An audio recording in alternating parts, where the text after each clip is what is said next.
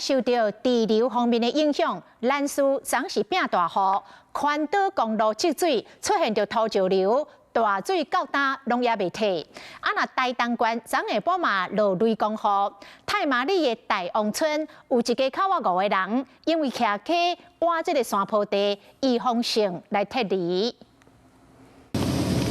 台东太麻里一透早也咧落雨，赛车伫咧路里雨雪啊是袂使停，才通看的路。工作人员是哪压雨哪清理路面的土沙甲路叶，因为昨暝。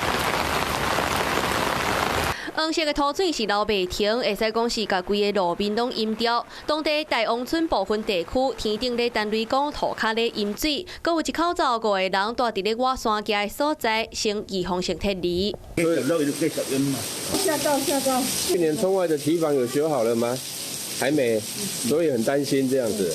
惊吓几暝，一口罩今仔日个人去上班，孙甲新妇在埔也伫咧饭店，刚要转去厝，过来看因的苹果来决定。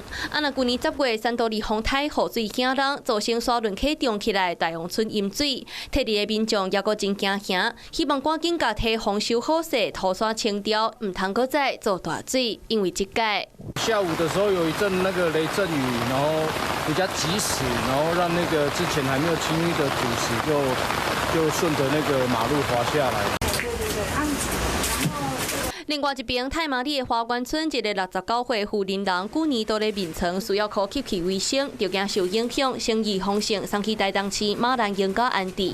根据气象署太麻里的测站统计，当地昨暗时6点到7点，雨水1点钟到33毫米；到今仔日早起10点、24点钟，累积的雨水已经到67毫米。若咱市嘛因为落大雨，地区环岛公路积水，出现水崩山，嘛提醒受到方面的影响，原来的落雨。 山区就要预防崩山、落石头，若较低的所在，可能就会出现积水、淹水的现象。